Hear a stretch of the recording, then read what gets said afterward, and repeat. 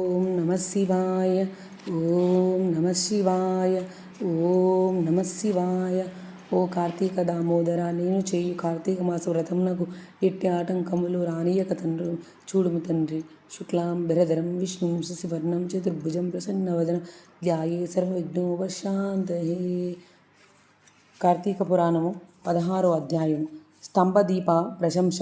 వశిష్ఠుడు చెప్తున్నాడు: ఓ రాజా, కార్తీక మాసము దామోదరునికి అత్యంత ప్రీతికరమైన మాసము.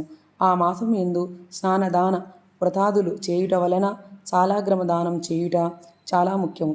ఎవరు కార్తీక మాసం యందు తమకు శక్తి ఉన్న దానం చేయరో అట్టివారు రౌరవాది నరక బాధలు పొందుదురు.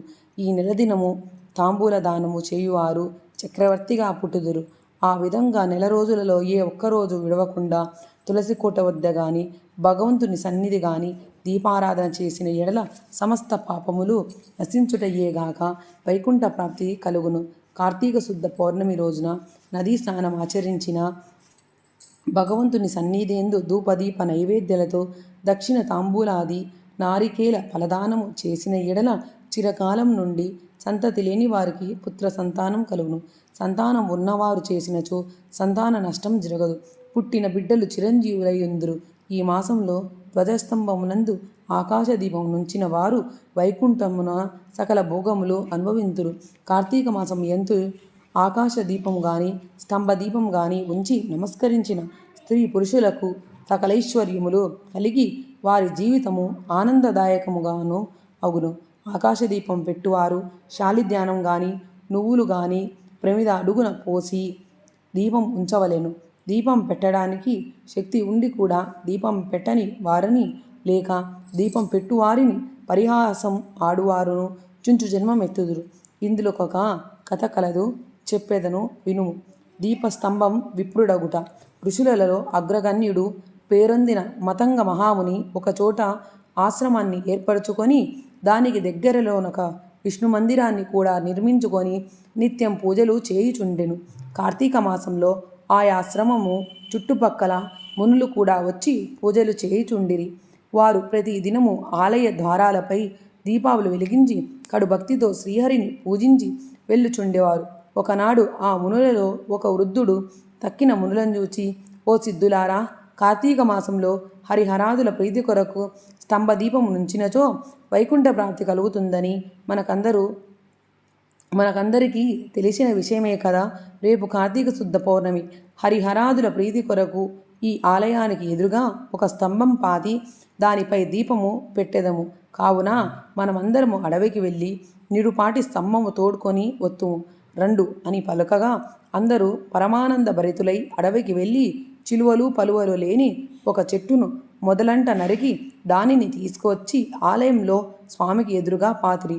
దానిపై శాలి ధ్యానముంచి ఆవు నేతితో నింపిన పాత్రను దానిపై పెట్టి అందులో ఒత్తివేసి దీపము వెలిగించెను. పిమ్మట వారందరూ కూర్చుండి పురాణపటం చేయుచుండగా పెలపెలమని శబ్దం వినిపించి అటు చూడగా వారు పాతిన స్తంభం ముక్కలై పడి దీపం ఆరిపోయి చెల్లా చెదురై పడి. ఆ దృశ్యం చూచి వారందరూ ఆశ్చర్యపోయి నిలబడిందిరి. అంతలో ఆ స్తంభం నుండి ఒక పురుషుడు బయటకు వచ్చెను. వారతనిని చూచి, ఓయి, నీవెవ్వడవు? నీవి స్తంభం నుండి ఏల వచ్చితివి? నీ వృత్తాంతమేమి అని ప్రశ్నించిరి.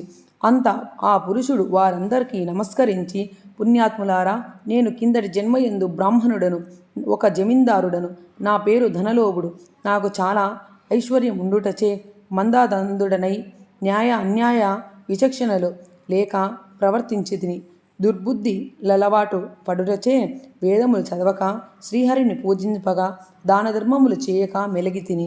నేను పరివారంతో కూర్చుండియున్న సమయమున విప్రుడైన వచ్చి నన్ను ఆశ్రయించి నన్ను అతనిచే నా కాళ్ళు కడిగించి ఆ నీళ్లు నెత్తిమీద వేసుకోమని చెప్పి నానా దుర్భాషలాడి పంపుచుండేవాడను. నేను ఉన్నతాసనమై కూర్చొని ఉండి అతిథులను నేలపై కూర్చుండబెట్టి చెప్పేడి వాడను. స్త్రీలను పసిపిల్లలను హీనంగా చూచుచుండేవాడను. అందరూ నా చేష్టలకు భయపడేవారే కాని నన్నెవరూ మందలింపలేకపోయిరి. నేను చేయు పాపకార్యములకు హద్దు లేకపోయిది. దాన ధర్మములు ఎట్టివో నాకు తెలియవు. ఇంత దుర్మార్గుడైనను పాపినై అవసాన దశలో చనిపోయి ఘోర నరకములు అనుభవించి 1,00,000 జన్మల ఎందు కుక్కనై 10,000 జన్మల కాకినై 5,000 జన్మలు తొండనై 5,000 జన్మలు పేడ పురుగునై తరువాత వృక్ష జన్మమెత్తి కీకకారణ్యం నందు కూడా వేసిన పాపములను పోగొట్టుకొని లేకపోతిని. ఇన్నాళ్ళకు మీ దయవలన స్తంభంగా నేను నరరూపమెత్తి జన్మాంతర జ్ఞానినైతిని. నా కర్మలన్నీయు మీకు తెలియజేసేను. నన్ను మన్నింపుడని వేడుకొనెను. ఆ మాటలు ఆలకించిన మునులందరూ సమితాజ్జదై, ఆహా, కార్తీక మహిమ ఎంత గొప్పది! అదీనుగాక కార్తీక శుద్ధ పౌర్ణమి మహిమ వర్ణింపశక్యము కాదు. కర్రలు, రాళ్ళు, స్తంభాలు కూడా మన కండ్ల ఎదుట ముక్తి నొందుచున్నవి. వీటన్నిటికన్నా కార్తీక శుద్ధ పౌర్ణమి ఆకాశధూపం ముంచిన మనుజునకు వైకుంఠ ప్రాప్తికి తప్పక సిద్ధించును. అందువలనే ఈ స్తంభంకు ముక్తి కలిగినదని మునులు అనుకొనుచుండగా ఆ పురుషుడు ఆ మాట ఆలకించి, ముని పుంగవులారా, నాకు ముక్తి కలుగు మార్గం ఏదైనా కలదా? ఈ జగంబున ఎల్లరకు నిటుల కర్మబంధం కలుగును అని నశించుచుంట్లే నాకు సంశయము చెప్పడు అని ప్రార్థించును. అక్కడ మునీశ్వరులు అందరూ తమలో ఒకడు అంగీరస మునితో, స్వామి, మీరే అతని సంశయమును తీర్చగల సమర్థులు గాన వివరించుడని కోరిరి.